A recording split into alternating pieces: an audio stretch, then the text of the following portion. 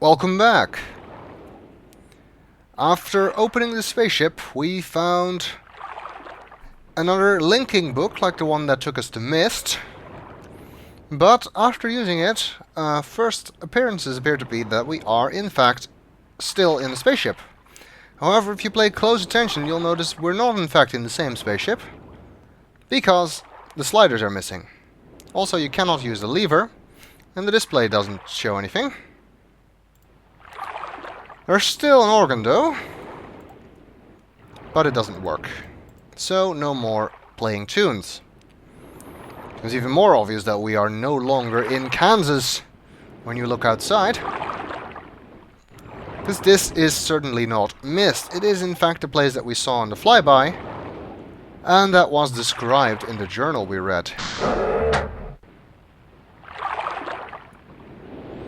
And the door closed behind us, and I don't think you can actually go back inside. Nope, this door does not open. So either we're gonna have to find a way to open it again, or we need to find another way off here, unless we're gonna be stuck here for the rest of the game now instead of on Myst. I don't know. One thing that always confused me is that Atrus described the place as being a desert, even though it's surrounded by water. And from the map he drew in the journal, it looks like it was that way even when he was here. But perhaps we are inside another larger lake or something, and there is in fact more land nearby, which is a desert. There's no way to tell because it's pretty hazy, so we can't see very far. This place is actually called the Selenitic Age. I think it's the only age that is not named in the game, because the journal doesn't mention the name of it. We do know it's called the Selenitic Age purely from the files on the CD of the game. If you check that out, you'll see that all the files related to this age are in a folder called Selenitic. And indeed, yes, the word age is what you call a place that you reach by a linking book, such as the Age of Myst, and now this one, the Selenitic Age. An interesting little behind-the-scenes note here is that way back during the first concepts for Myst, before all of the backstory had been written, before even the idea of linking books existed, the original idea was for the spaceship to actually be your mode of transportation from Myst to Selenitic, so they were it was on a different planet or something, I guess, or maybe a different island on the same planet. Not entirely sure about that. But in that particular original concept, this spaceship and the one on Myst were in fact the same, and it was the way you moved between the two places. But when they introduced linking books into the mix, that idea was abandoned, and instead the spaceship merely became a place of protection for the linking book that takes you here. Unfortunately, there is no way back, as far as we can tell, because, well, the spaceship was completely inoperable, so that's no use.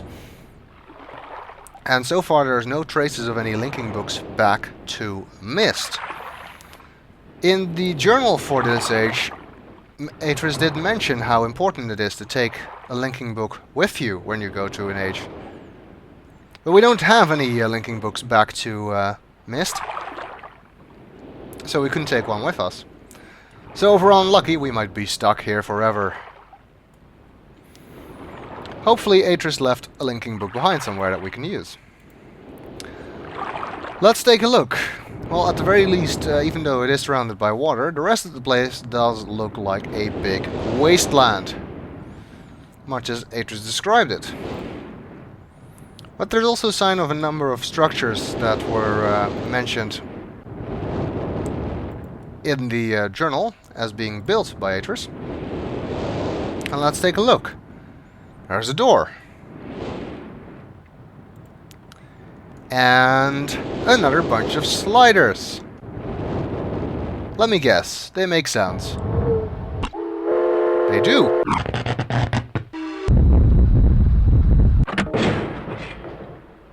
Not tones, though. A whole bunch of different sounds. Each slider does seem to have the same set of sounds to choose from. Let's see. And if our experience in the spaceship is anything to go by,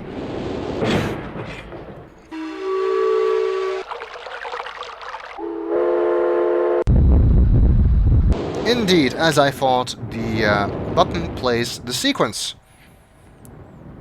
And there's no organ nearby making the sounds because we can actually see the speaker here. So it's another sound-based combination lock.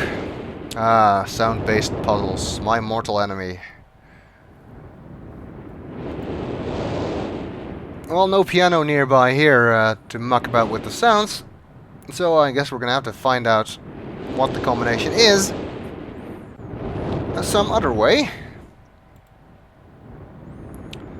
Let's see. From here we can see the first outline of that tower on the rock inside the circular lake that we could see in the flyby, as well as some of the steps that we could also see in the flyby. It is sort of hard to make out, and this is one of the things that always tripped me up in this age, is that there is actually a path off to the left here, but if you and you can get into it by clicking to the left there, or by walking past it and then turning to the left. But it is sort of, if you're just walking back and forth between the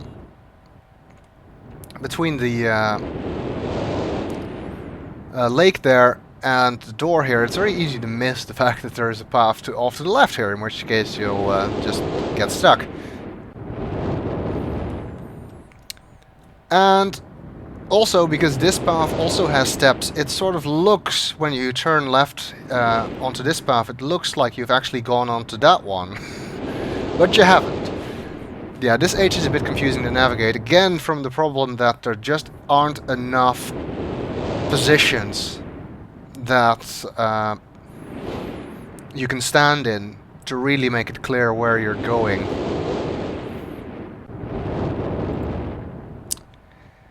You would need more intermediate positions in order to figure that out. So let's see where this takes us. Towards the oasis, by the look of those trees. To the right here is actually the structure that the other set of steps leads to, which has a couple of pipes leading from the back. We can't look at it, unfortunately. I don't think you can actually look to the side here, you can just turn back. I keep wanting to look to the side, but I can't. Yes, this leads to the oasis. Quite a nice little place inside this otherwise desert wasteland. And I can hear water, which is nice. Doesn't sound like the sea or the water surrounding the island. Sounds like a stream of some kind. Let's see if we can find the origin of that. Here we can also see one of these satellite dishes that were drawn in the journal. So maybe Atrus wanted to be able to receive CNN here, or the BBC, or something. I don't know. Looks like we found the source of the water sounds. There is a small pool here. I guess there must be an underground source of this water. Must be welling up out of the ground or something. Because it seems to start here. There's also this weird contraption above the pool. What could that be?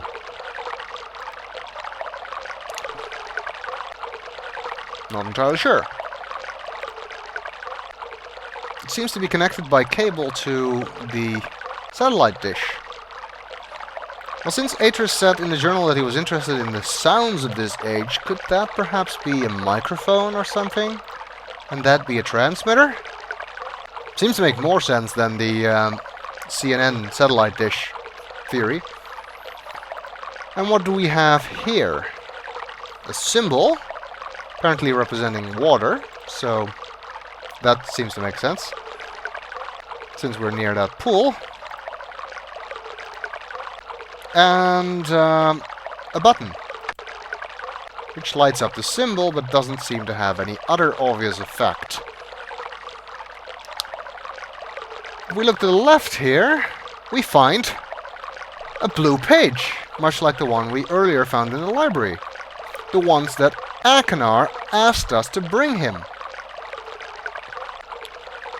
I guess we should try that. Now hopefully he'll be able to make more sense then. So let's take it with us. That means our cursor is now the blue page cursor, which doesn't actually affect our ability to do anything else. It will just have the same effect as the regular cursor until we actually get to the blue book.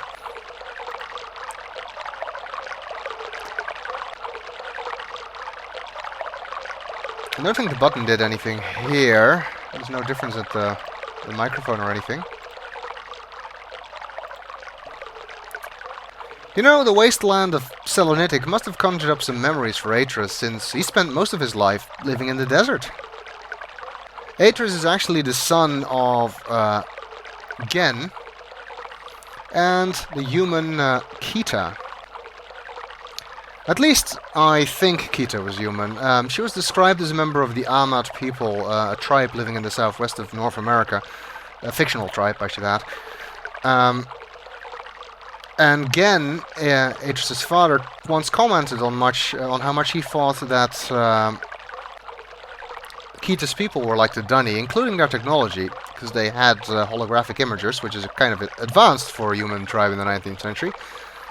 Implying that there may have been some contact between the Dunny and Kita's people at some point, but we really don't know. Unfortunately, Kita had complications during her pregnancy, and Gen brought her to his mother Anna in the hopes that she could help Kita. Unfortunately, she could not, and Kita died giving birth to Atrus. Gen showed little interest in the child and left it with Anna, who named him Atrus after her late husband. As we know from the last time I gave a little explanation after the Imager video. Atrus grew up with Anna in the Cleft, which is a small fissure in the desert of New Mexico at the base of a small volcano. The Cleft provided them with shadow from the sun, vegetation, and in those rare instances where it rained, it would catch the water. In its own way, the Cleft formed a small haven in the desert, as this oasis does here. So I'm sure Atrus would have appreciated the parallels between the two locations, the place he knows so well, where he grew up, and this age, even though they are visually very distinct. And of course we will see that there is lava here. We already read about it in the journal. And the Cleft where he grew up was right next to a volcano, so that's another parallel there. And we'll continue in the next video.